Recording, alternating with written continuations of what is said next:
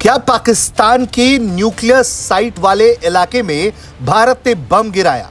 क्या भारतीय वायुसेना ने पाकिस्तान की न्यूक्लियर फैसिलिटी को निशाना बनाया? इस तरह के तमाम दावे सोशल मीडिया पर जबरदस्त तरीके से हो रहे हैं। इंडिया जो है वो पाकिस्तान की न्यूक्लियर साइट पे हमला कर रहा था या एसपीडी पे हमला कर रहा था। अभी मैं इंडिया के जनरल साहब को सुन रहा था, उन्होंने कहा नहीं, हमने पाकिस्तान के न्यूक्लियर साइट्स पे हमले नहीं किए, क्योंकि भारत ने सरगोधा एयरफील्ड को निशाना बनाया, जहां से केराना हिल्स बहुत करीब माना जाता है। सरगोधा एयरबेस पे हुई बॉम्बिंग के बाद से माना यह जा रहा है और दावा यह हो रहा है सर वो जो रफाइल गिराए थे उसके तो डिफेंस मिनिस्टर ख्वाजा आसिफ को सीएनएन एंकर पर्सन ने पूछा कि आपके पास कोई एविडेंस है, तो उन्होंने कहा कि वो पहले की बात सोशल मीडिया। जी वो पहले की बात है, आप आगे चले ना। मुझे पता है कि कितनी सीरियस चीज है नेशनल कमांड अथॉरिटी की मीटिंग। न्यूक्लियर वेपन जो स्टेट्स हैं वो तो इसका मुंह निकालते भी नहीं, इसका लफ्ज मुंह से। बड़े बेवकूफ लोग हैं इन्हें निकालते। तो ये खबर फैलाई जा रही है, मुझे नहीं पता सच है या नहीं। नहीं डॉक्टर साहब, इसके अंदर तो यही है ना कि अगर कोई मुझे ये कहता है कि ये गलत काम कर दो और मैं गलत काम करने के बाद और सर 30-40 साल तक करती रहूं और फिर उसके बाद मैं कहूं कि मुझे तो इस्तेमाल किया है, तो ये तो कोई बात नहीं। लेकिन मान लेना बहुत बड़ी बात है, पाकिस्तान तो मानते ही नहीं ना। जो पाकिस्तान बार बार इंडिया को पाव किलो के एटम बम की धमकी देता था, आज वो चुप है जब अमेरिका के राष्ट्रपति डोनाल्ड ट्रंप ने पाकिस्तान को अपना मुंह बंद रखकर इंडिया से बात करने को बोला है। दरअसल इंडियन आर्म फोर्स ने पाकिस्तान के सरगोधा में स्थित किराना हिल्स पर ब्रह्मोस मिसाइल का परीक्षण किया था, जिसमें खुफिया रिपोर्ट निकलकर सामने आ रही है कि पाकिस्तान ने वहां न्यूक्लियर हथियार छुपा रखे थे, जो कि लीक हो गया है। जिसके बाद पाकिस्तान के प्रधानमंत्री शहबाज शरीफ दौड़ा डोनाल्ड ट्रंप के पास गए और डोनाल्ड ट्रंप ने ट्वीट के जरिए इस बात को इनडायरेक्टली बताया कि हाँ, भारत और पाकिस्तान के बीच न्यूक्लियर जंग हो सकती है जिसमें मिलियन लोग मारे जाएंगे। यही वजह है कि प्रधानमंत्री मोदी ने जीती हुई जंग को बीच में ही रोककर सीज फायर कर लिया, वरना पाकिस्तान इस बार अपनी अंतिम सांस गिन रहा होता और उसे बचाने के लिए ना यूएस आता, ना चीन और ना ही तुर्की।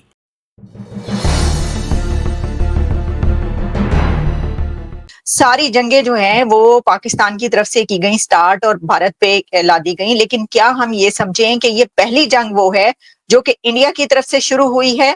इस दफा इंडिया के अंदर भी, और ये हम बड़ी देर से कह रहे हैं, इसका मैं पर्सनल एक्सपीरियंस है कि सब जानते हैं कि मैं कोई एंटी इंडिया नहीं, मैं दोस्ती का बात करता हूं, लेकिन उनका एक पूरा ऑर्गेनाइज सेल है जो ये देखता है कि ये पाकिस्तानी ओरिजिन, मुसलमान नाम है, तो वो इतनी फाउल माउथिंग करते हैं। तो ये वहां पे एक हाइप इंडिया में क्रिएट भी की गई हुई थी कि जंग होनी चाहिए, हमको पाकिस्तान को तबाह कर देना है, ये कर देना है, वो कर देना है। जंग का रिजल्ट ये निकला है कि दोनों तरफ क्लेम कर रही हैं कि हमने ये कर दिया, दूसरी कह रही है हमने इनके जो है हवाई अड्डे तबाह कर दिए, वो कहते हैं हमने इनके सारे रफाइल जो हैं गिरा दिए। तो बोथ आर क्लेमिंग विक्ट्री।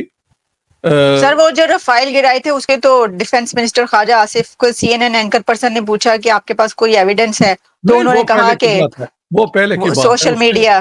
जी वो पहले की बात है, आप आगे चले ना। अब तो उन्होंने वो इंडियन पायलट जो है लेडी, वो भी दिखा दी है जो पकड़ी गई है। सर किसने दिखाई है? पाकिस्तान के वहां जो है वहां से ये आई है। सर हुकूमत ने दिखाई है या क्या सामने लेकर आए हैं? ये नहीं, I think you have a point. हुकूमत की तरफ से आई है या नहीं ये मुझे नहीं पता। सर तस्वीरें तो चल रही है, लेकिन अभी तक ऑथेंटिक किसी की तरफ से कोई इसके बारे में कही नहीं गई बात ना, या तो गवर्नमेंट की तरफ से या किसी की तरफ से ये कहा गया हो। आपको पता है ऐसी कोई चीज हो जिस तरह अभिनंदन के वक्त फौरन बात सामने आ गई थी और बातचीत शुरू हो गई थी उसके ऊपर?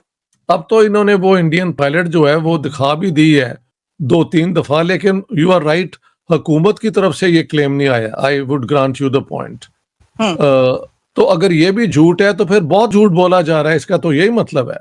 मेरे जैसा आदमी जो हर चीज को बड़ा क्रिटिकली देखता है, even I was taken in कि ये सही होगा, क्योंकि वो दे आर शोइंग हर और एंड सो ऑन, ये सारा वो क्या कहते हैं डॉक्टरेट भी हो सकता है। So I think it's good you raise this point, Pakistan की तरफ से ये क्लेम नहीं आया। जी इंडिया की एग्जैक्टली। तरफ से देखें, इंडिया की तरफ से क्लेम आया कि हमने F-16 गिराया और उसका पायलट हमारी हिरासत में। ये तो मैंने उनके अपने जो ये है क्या कहते हैं, वो जो ये करते हैं ना ब्रीफिंग, जी मिस्री साहब जो हैं MEA को खुद कहते हुए सुना है, लेकिन इंडिया ने भी वो पायलट अभी तक नहीं दिखाया। समझ गए आप? सो जी, उधर जी। से भी नहीं दिखाया गया। तो अल्टीमेटली क्या सच है क्या झूठ है, वो चंद दिनों में ज्यादा पता लग जाएगा। कुछ बातें तो छुप ही जाएंगी, लेकिन ठीक। जो पाकिस्तान में मतलब इस लेडी को दिखाया गया, उसको फिर जिस तरह इन्होंने ह्यूमिलिएट किया है कि वो रो रही है कि मुझे घर जाना है। जी मीम्स सर, हाँ। मीम्स बनी है ना। हाँ हाँ, वो मीम्स हैं, वो दे आर सो वल्गर कि मैं समझता हूँ ये जंग को सेलिब्रेट करना, एक औरत को ह्यूमिलिएट करना, if they have captured a female pilot. Sir मैं डायरेक्टली इस सवाल पे आता हूं कि निक रॉबर्टसन CNN का जर्नलिस्ट कहता है जब, तो दुनिया है जाती है कि इंडिया इस जंग के दौरान जो भी ये हमारा हो रहा था फौरी तौर पर रब्ता करते हैं वाइस प्रेसिडेंट जो अमेरिका का सलमान जो किंग हैं या जो वहाँ के एयर अपेरेंट हैं उनसे, और फिर UAE में। ऐसा क्या हुआ कि इतने वार हिस्टेरिया के दौरान उनको ऐसे, जैसे दुनिया कह रही है, कैसे लाले पड़ गए? What went wrong with them? जनाब खुर्शीद महमूद कसूरी साहब।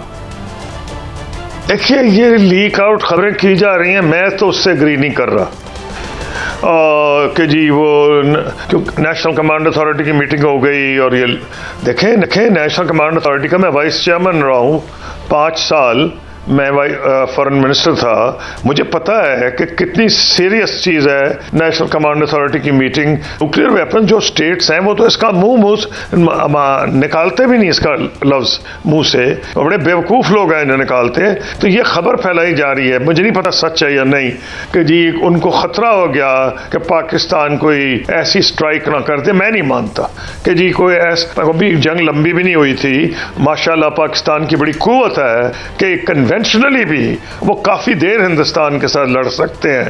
तो मेरा ख्याल है कि खबर फैलाई जा रही है इंडिया की तरफ। मेरी ज़ाती राय है, जब वक्त आएगा आहिस्ता आहिस्ता बात खुल जाएगी, क्योंकि इंडिया के लिए काफ़ी ये शर्मनाक बात होगी कि अगर न्यूक्लियर थ्रेट नहीं थी, जो कि मैं समझता हूँ नहीं थी, तो वो कन्वेंशनल वॉर में अगर पाकिस्तान से डरे हैं, क्योंकि वजह यह है कि हमेशा कहते रहे हैं, ठीक बात माननी पड़ेगी, उनकी फ़ौज हमसे दुगनी है, प्रोफेशनल आर्मी दुगनी से भी ज़्यादा है। मैं मानता हूँ इंडिया आर्मी की भी प्रोफेशनल है, हमारी भी प्रोफेशनल है।